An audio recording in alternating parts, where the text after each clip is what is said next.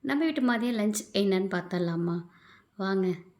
எப்பவும் போல சாதம்.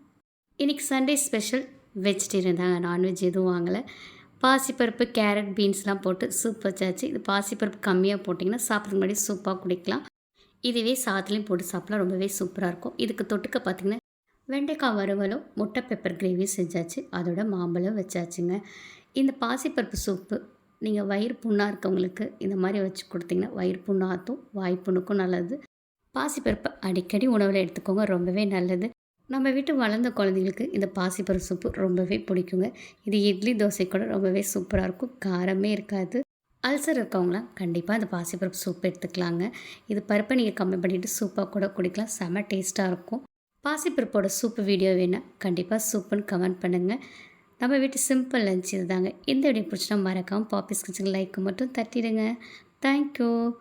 செம்ம டேஸ்ட்டுங்க.